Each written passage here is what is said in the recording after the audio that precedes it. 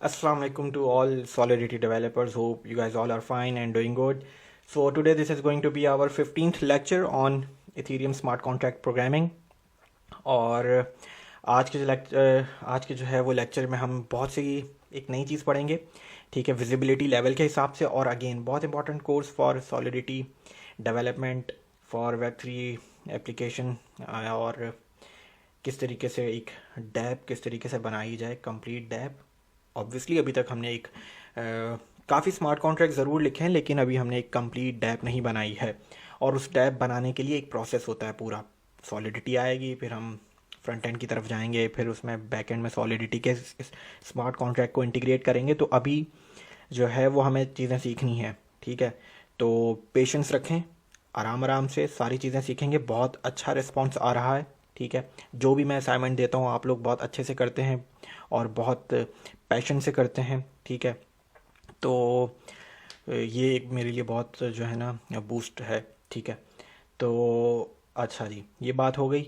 और जिस तरीके से हर लेक्चर में मैं सबसे पहले जो है वो ग्रुप में जाता हूँ, और लास्ट लेक्चर में जो भी कमेंट्स आए हुए होते हैं या जो भी मैंने असाइनमेंट दिया होता है तो मैं उसको देखता हूँ एक एक करके, और फिर जो है वो हम आज का लेक्चर शुरू करते हैं। तो सबसे पहले ग्रुप में चले आते हैं हम, और बिल्कुल ग्रुप जो है वो ये रहा।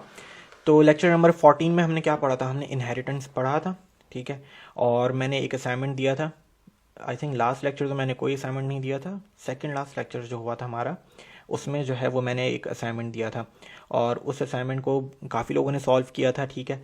और कुछ मैंने सजेशंस दी थी उस असाइनमेंट के सॉल्यूशन के ऊपर, ठीक है।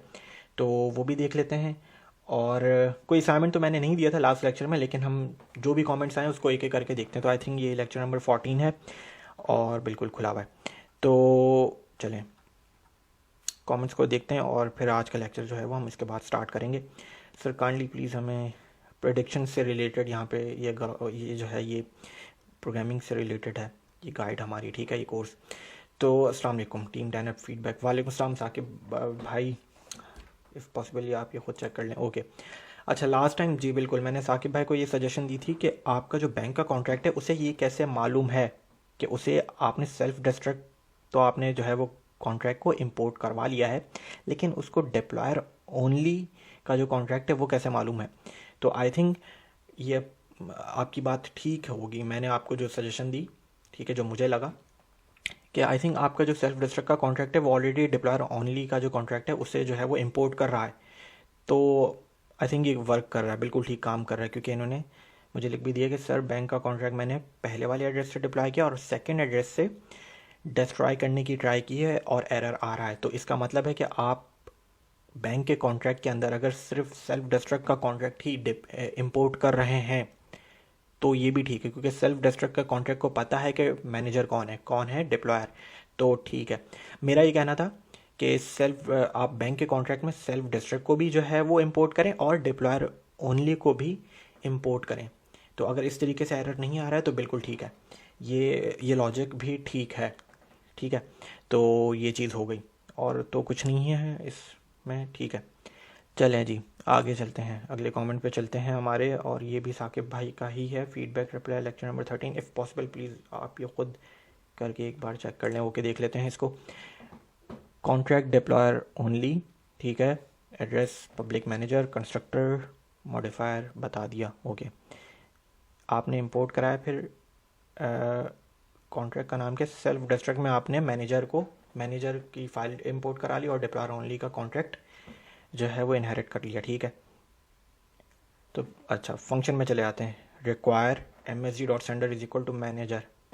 साकिब भाई, जब आप मॉडिफायर मैनेजर ओनली बता चुके हैं तो आपने ये रिक्वायर की लाइन यहाँ पे क्यों लिखनी है? आप सिर्फ मॉडिफायर को ही कॉल कर लें मैनेजर ओनली, तो ये इतनी बड़ी लाइन जो है वो लिखने की ज़रूरत नहीं पड़ेगी, ठीक है। क्योंकि ये फंक्शन अगेन मैनेजर को ही जब कॉल करना है और आपने मॉडिफायर भी बना दिया। देखें कोडिंग यही होती है, कम कोड एक तो ज़्यादा अच्छा समझ में आता है।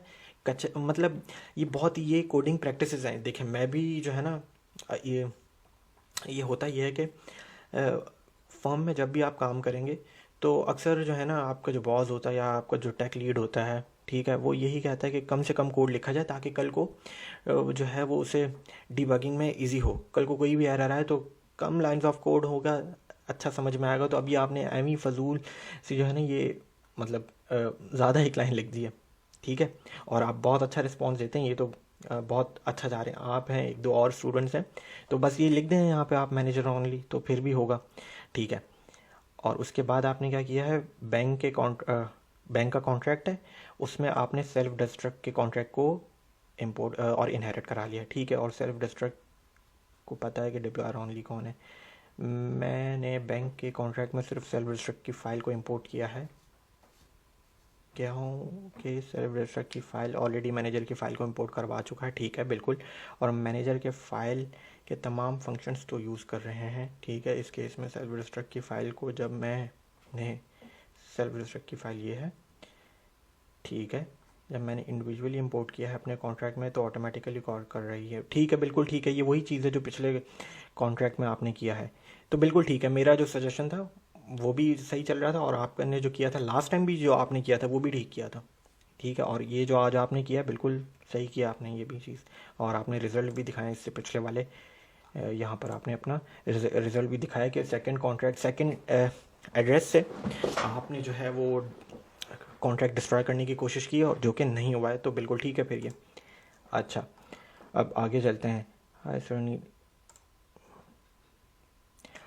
आप ने बिल्कुल स्टार्ट किया जावास्क्रिप्ट, ठीक है। तो सबसे पहले ये जब भी डॉट आ रहा है तो आपने फ़ाइल सेव करना है, और फिर जो है वो नोड बेसिक डॉट जेएस जो फाइल का नाम है उससे फाइल को सेव करें। फाइल को सेव करें कंट्रोल एस के ज़रिए। जब भी ये डॉट नज़र आए मतलब कि फ़ाइल सेव नहीं है, ठीक है। अच्छा, बिल्कुल, अरसलान अकबर भी बहुत पार्टिसिपेट करते हैं और हर किसी की हेल्प भी कर रहे होते हैं, तो एक बहुत अच्छी बात है। This is about lecture number 13 Hamza Ali. owner address payable owner function require underscore owner is equal to payable, okay, and only owner self restricted, okay, ठीक है। this is about lecture first I have made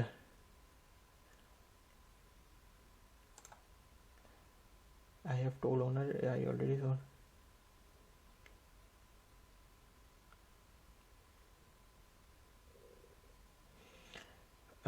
I think ठीक है। Okay, आगे चलते हैं। कहने trading, okay, lecture number 13 पर चलते हैं। बैंक का कॉन्ट्रैक्ट है kill public require MSG dot sender self destruct modifiable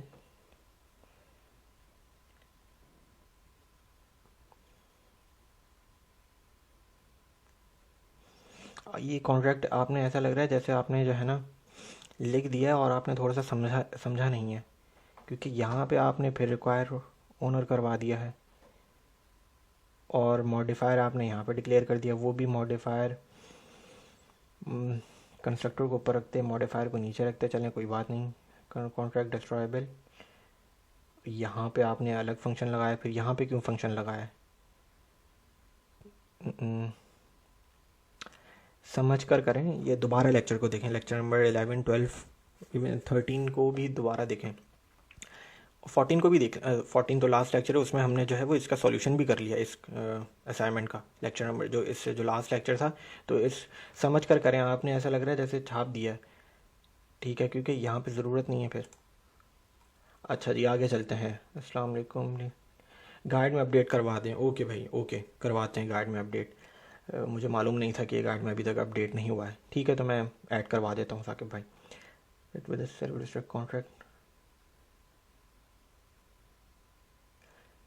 okay. तो अगर आपने सेल्फ डिस्ट्रक्ट कर दिया कॉन्ट्रैक्ट को, तो उसके बाद अगेन कॉन्ट्रैक्ट तो रहेगा, लेकिन उसके ऊपर आप जो भी फंड्स भेजेंगे वो ज़ाया हो जाएंगे, इसका ये मतलब है।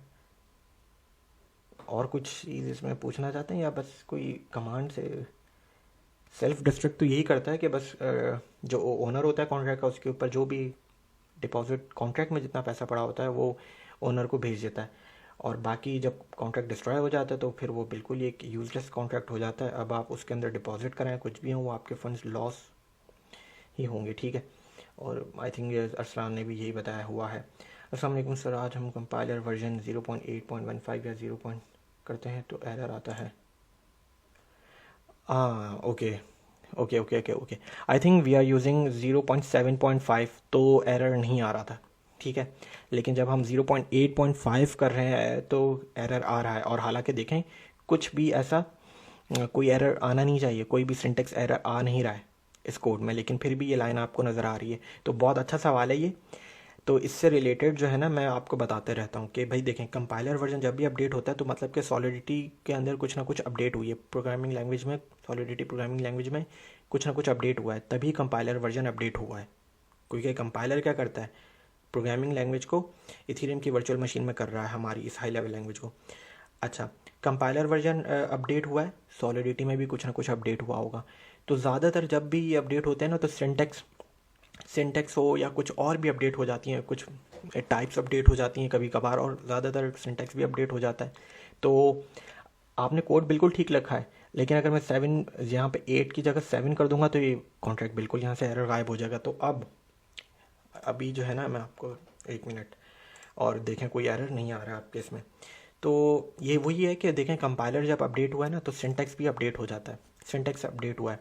तो इसके लिए मैंने आपके लिए एक चीज़ निकाली हुई थी कि मैं आपको यहाँ से, अच्छा सबसे पहले तो एक और चीज़ बताते चले जाऊँ कि जब भी कोई एरर आए, कोई भी कहीं भी आप प्रोग्रामिंग कर रहे हो, इवन सॉलिडिटी कर रहे हैं इस वक्त आपको एक एरर आ जाता है, ठीक है। आपने वो एरर कॉपी करना है और सबसे जो बेस्ट जैसे कहते हैं ना कि जो सबसे बेस्ट आपको सॉल्यूशन दे सकती है वो है सॉलिडिटी टाइप, ओह सॉलिडिटी टाइप कह रहा हूँ कि स्टैक ओवरफ्लो। स्टैक ओवरफ्लो के ऊपर आप जो है वो अगर गूगल पे भी एरर आपके पास आया है, आपने कॉपी करना है एरर और गूगल पे लिख दें तो कहीं ना कहीं स्टैक ओवरफ्लो में उसका जवाब मिल जाएगा। तो अब ये एक किसी ने कॉन्ट्रैक्ट लिखा हुआ है, ठीक है, और उसके आगे जो है ना बताया हुआ है कि इसका सॉल्यूशन, यहाँ पे भी इन्होंने कहीं ना कहीं address payable public owner, I think यहाँ पे कुछ ना कुछ एरर आया होगा। तो उन्होंने बोला कि भाई आंसर आपने को ऐसा मिल गया कि पेबल MSD.sender।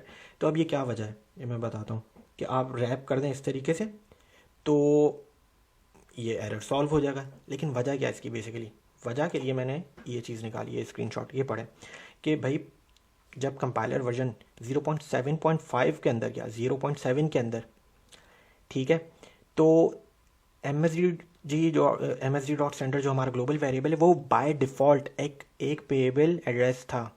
कहाँ तक, 0.7.5 के कंपाइलर वर्जन तक, ठीक है। वो हमारा यहाँ तक, सॉरी, ठीक है, वो MSD.sender हमारा एक ग्लोबल वेरिएबल था, और ग्लोबल वेरिएबल तो है, वो एक पेएबल एड्रेस था बाय डिफ़ॉल्ट, मतलब कि वो ईथर को रिसीव कर सकता था, ठीक है, पेएबल। बट 0.8 के बाद वो नॉन पेएबल हो गया है, ठीक है। तो इसलिए हमने यहाँ पे ये देखें इन्होंने MSD.sender को पेएबल किया है। तो अगेन ये सारे जो कंपाइलर वर्जन्स होते हैं ना इसमें कुछ ना कुछ सॉलिडिटी प्रोग्रामिंग लैंग्वेज में अपडेट हो रहा होता है। तो ये बहुत बार आता है अक्सर कॉन्ट्रैक्ट लिखते हुए कि कुछ ना कुछ कंपाइलर वर्जन अगर हमने ज़्यादा रख दिया है और हम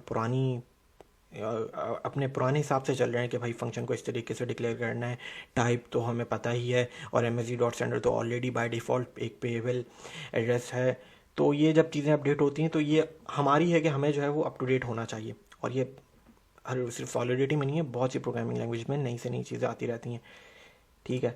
तो ये बात थी, ओके ओके, चलें जी। तो ये हमारा काम है कि हमें अप टू डेट रहना है, ठीक है, कि कौन सा नया कंपाइलर वर्जन आ रहा है और उसमें नए वाले से पुराने वाले में क्या फ़र्क है, क्या कुछ चीज़ें नहीं हुई हैं, ठीक है। तो अरसलान क्या कह रहा है, फर्स्ट 2 लाइन, ठीक है। देखें अगेन मैं 0.7 से 0.9 तक लिख दूंगा इस तरीके से तो एरर तो मेरा गायब हो जाएगा। बट वजह क्या है कि वो यही है, वो यही पूछना चाह रही हैं कि वजह क्या है इसकी। तो वजह यही है कि कंपाइलर वर्जन में प्रोग्रामिंग लैंग्वेज अपडेट होती है, टाइप अपडेट हो जाती है, कभी सिंटेक्स अपडेट हो जाता है, ठीक है, तो कभी विजिबिलिटी भी अपडेट हो जाती है। तो ये सारी चीज़ें हमें देखनी पड़ती है कि क्या क्या तो 0.7 से लेकर 0.8 तक ही ज़्यादातर मैं यूज़ करता हूँ, ठीक है, 0.8.5 पर, ठीक है। आई थिंक मैंने वजह बता दी है। और अरसलान का देख लेते हैं। आई थिंक आपने बिल्कुल किल मी डस्ट के कॉन्ट्रैक्ट में आपने ओनेबल से मॉडिफायर जो है वो यहाँ पे इनहेरिट करा लिया है, तो बिल्कुल ठीक है। ठीक है, चलें जी, कमेंट्स हो गए। और क्योंकि मैंने असाइनमेंट नहीं दिया था लास्ट लेक्चर में, तो इसलिए ज़्यादा इतने कमेंट्स भी नहीं आए, लेकिन अच्छा है ये भी कि डिस्कशन हो गई एक थोड़ी सी, और एक सवाल वो अच्छा था कंपाइलर वाला। ठीक है, तो इसी तरीके से डिस्कशन को हम आगे बढ़ाते रहेंगे हर अपने लेक्चर में। तो आज के लेक्चर में हम क्या सीखेंगे? आज के लेक्चर में मैं आपको जो है वो एजेंडा बहुत छोटा सा है, और एजेंडा जो है वो हमारा सिंपल है कि आज हमने क्या पढ़ना है कि सॉलिडिटी बेसिक्स में लेक्चर नंबर 15 है ये, इंटरनल विजिबिलिटी के ऊपर बात करनी है। ठीक है, इंटरनल विजिबिलिटी के ऊपर हमने बात करनी है। और इंटरनल विजिबिलिटी से बात करने से पहले थोड़ा सा समझा देता हूँ कि अभी तक हमने विजिबिलिटी लेवल कौन कौन से पढ़े हैं। हमने पब्लिक पढ़ा है। ठीक है, पब्लिक में आप किसी भी फंक्शन को और किसी भी वेरिएबल को कॉन्ट्रैक्ट के अलावा कोई भी कहीं से भी कॉल कर सकते हैं। ठीक है, कॉन्ट्रैक्ट के आउटसाइड से भी उसे कॉल किया जा सकता है, ये मतलब होता है पब्लिक का। ठीक है, और अच्छा जी, अब आगे चलते हैं। प्राइवेट है, प्राइवेट का मतलब प्राइवेट जो हमने विजिबिलिटी लेवल पढ़ा है कि प्राइवेट क्या होता है कि भाई आप सिर्फ कॉन्ट्रैक्ट से ही एक वेरिएबल को या एक फंक्शन को एक्सेस कर सकते हैं, सिर्फ कॉन्ट्रैक्ट के अंदर तक। जहाँ अगर आपने यहाँ पे मैंने चलें एक काम कर लेते हैं, डिप्लॉय कर देते हैं रिमिक्स, इस मैपिंग से थोड़ा खेल लेते हैं। ठीक है, और आई थिंक एरर आया कहीं, यहाँ पे क्या एरर आया है? ओके, और बैंक में भी नहीं। ओके, चलें जी, डिप्लॉय कर देते हैं और थोड़ी सी बात कर लेते हैं विजिबिलिटी लेवल के ऊपर। ठीक है, तो अब मैं अगर इस मैपिंग को पब्लिक कर देता हूँ, पब्लिक का विजिबिलिटी लेवल करवा देता हूँ और अब डिप्लॉय करता हूँ, तो अब आपको बैलेंस भी दिखा रहा है। ठीक है, कि अब मैं जो भी एड्रेस लिखूंगा उसके अगेंस्ट उसका मुझे बैलेंस आ जाएगा। तो ये विजिबिलिटी लेवल से मैंने खेला है। पब्लिक का है कि आप इस किसी भी वेरिएबल को या किसी भी फंक्शन को बाहर से एक्सेस कर सकते हैं। ठीक है, और प्राइवेट अगर मैं कर दूंगा इसे, तो ये गायब हो जाएगा। कॉन्ट्रैक्ट को ख़त्म करते हैं, दोबारा से डिप्लॉय करते हैं, तो अब आपको बैलेंस कहीं भी नज़र नहीं आ रहा। ठीक है, ये दो तो हमने पढ़ लिए। अब जो है ना, एक नई विजिबिलिटी लेवल के ऊपर मैं बात करता हूँ और फिर थोड़ा सा उसको देखते हैं। वो ये है कि इंटरनल विजिबिलिटी लेवल क्या है। इंटरनल, कौन सा कीवर्ड यूज़ करेंगे? इंटरनल। ये है क्या चीज़? ये बेसिकली प्राइवेट की तरह ही काम करता है, लेकिन थोड़ा सा डिफरेंट। दोबारा सुन ले कि प्राइवेट की तरह ही काम करता है लेकिन थोड़ा सा डिफरेंट। किस तरीके से? कि आप जो है वो कॉन्ट्रैक्ट के आउटसाइड से तो इसे एक्सेस नहीं कर पाएंगे, ना चला पाएंगे, ना फंक्शन को ना वेरिएबल को। हाँ, प्राइवेट का होता है कि सिर्फ इसी कॉन्ट्रैक्ट में अवेलेबल है, बैंक के कॉन्ट्रैक्ट में ही अवेलेबल रहेगा वो वेरिएबल या वो फंक्शन। ठीक है, अच्छा, अब अगर मैं इंटरनल लगा दूंगा तो वो इस कॉन्ट्रैक्ट में तो अवेलेबल रहेगा ही, और वो उन कॉन्ट्रैक्ट्स के अंदर भी, अगर ये कॉन्ट्रैक्ट, ये बैंक का कॉन्ट्रैक्ट किसी और कॉन्ट्रैक्ट में इंपोर्ट हो रहा है, तो वो वेरिएबल उस कॉन्ट्रैक्ट में भी यूज़ हो सकता है, कॉल हो सकता है। ठीक है, ये बात है। इंटरनल का मतलब ये है कि इस कॉन्ट्रैक्ट में भी, और अगर इस कॉन्ट्रैक्ट को कोई इंपोर्ट कर रहा है तो उस कॉन्ट्रैक्ट में भी वो वेरिएबल या वो फंक्शन जिसकी विजिबिलिटी लेवल इंटरनल होगा, हम उस फंक्शन को या उस वेरिएबल को उस कॉन्ट्रैक्ट में भी यूज़ कर सकते हैं या एक्सेस कर सकते हैं। ठीक है, तो ये मतलब है। ये तो मैंने अभी सिर्फ बताया है। तो अब ज़रा जो है वो इसको जो है थोड़ा सा करके देख लेते हैं कि किस तरीके से हम इसके साथ खेल सकते हैं। खैर, इसको प्राइवेट हटा देते हैं। अच्छा जी, अब जो है वो एक काम कर लेते हैं। वो काम ये कर लेते हैं कि भाई ओनेबल का जो कॉन्ट्रैक्ट है हमारा, ठीक है, उसमें इस वक्त एड्रेस, पहले जो है ना, दोबारा एक आपको चीज़ सिखाता हूँ। एड्रेस बहुत सिंपल सी चीज़ करने लगा हूँ क्योंकि ये बेसिक से हमारे लिए बहुत इंपॉर्टेंट है। ठीक है, पब्लिक मैंने कर दिया, कंपाइल ऑटोमेटिकली किया हुआ है, और बैंक के कॉन्ट्रैक्ट में जाकर, क्योंकि मैंने सिर्फ ओनर कौन है कॉन्ट्रैक्ट का वो देखने के लिए मैंने उसको पब्लिक कर दिया, उस एड्रेस को। ठीक है, अच्छा जनाब, ओके ओनर आ गया, ठीक है। ओनर कौन है? ये, क्योंकि मैंने पब्लिक कर दिया उसको। अच्छा, तो अब मैं जो है ना इसको पब्लिक से हटाता हूँ, ठीक है। और मैं जो है वो इसे प्राइवेट भी नहीं करता, मैं जो है वो एक काम कर लेते हैं कि पहले ज़रा पहले ना बैंक के कॉन्ट्रैक्ट में एक फंक्शन बनाते हैं जो कि ओनर के लिए एक फंक्शन बना लेते हैं कि कौन है मेरा ओनर, ठीक है। ये कर लेते हैं कि कौन है मेरा ओनर। तो इसके लिए फंक्शन और गेट ओनर फंक्शन का नाम रख देते हैं, ठीक है। वो पब्लिक होगा फंक्शन, ठीक है।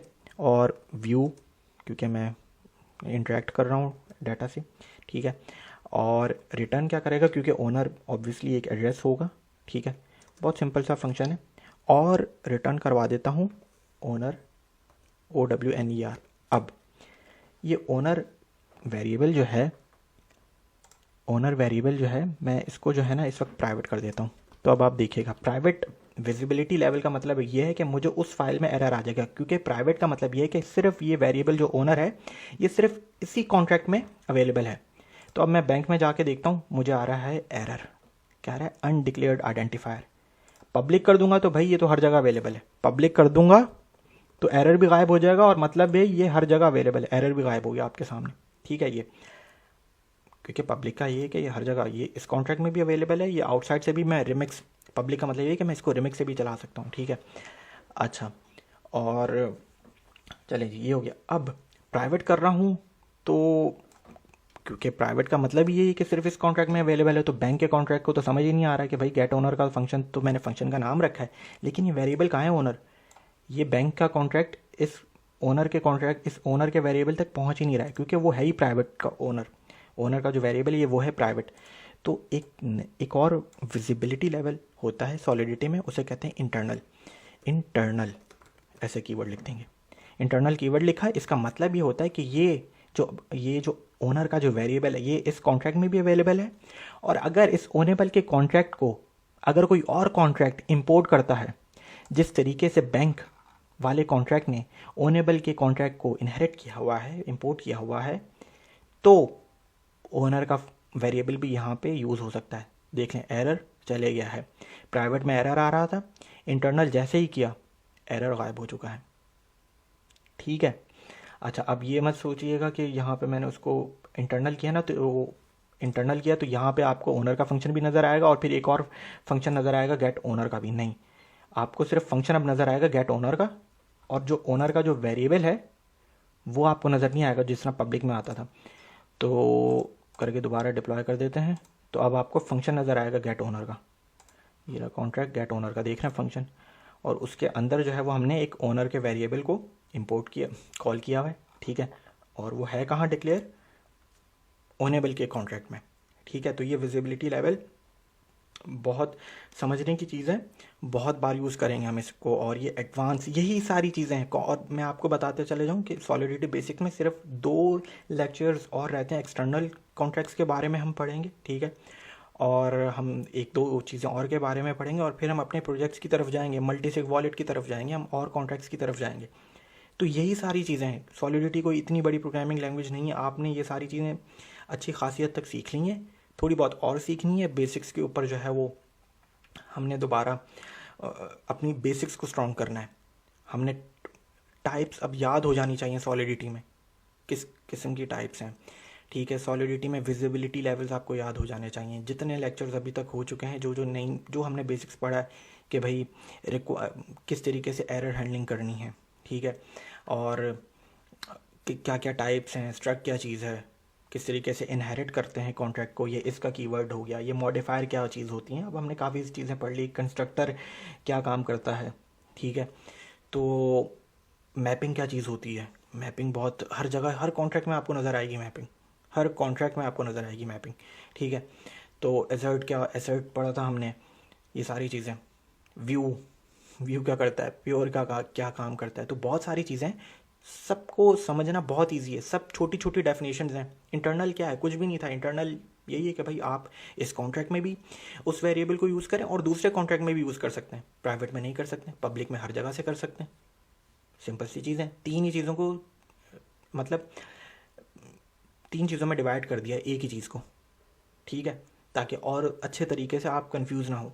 तो बहुत मज़े की प्रोग्रामिंग लैंग्वेज है, सॉलिडिटी है। आपको बेसिक समझ में आएंगी, आप अच्छे से अच्छा कोड लिख सकते हैं। और ये चीज़ हो गया। तो आई थिंक इंटरनल के ऊपर बात होगी, नेक्स्ट लेक्चर में हम एक्सटर्नल कॉन्ट्रैक्ट्स के ऊपर बात करेंगे। बहुत इंपॉर्टेंट है वो, एक्सटर्नल कॉन्ट्रैक्ट्स बहुत इंपॉर्टेंट है, क्योंकि we are going to use other contracts, ठीक है, कि हम बाहर से किसी और को कॉन्ट्रैक्ट को यूज़ करेंगे। तो ये भी बड़े मज़े का है।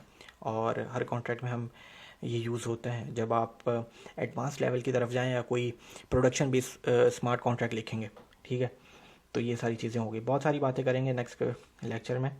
और इस लेक्चर में भी कोई असाइनमेंट नहीं दे रहा हूँ मैं, ठीक है, क्योंकि एक्सटर्नल कॉन्ट्रैक्ट्स के बाद हम अपने प्रोजेक्ट्स की तरफ जाएंगे, और फिर जो है मैं प्रोजेक्ट के अंदर आपको असाइनमेंट्स ज़रूर दिया करूँगा।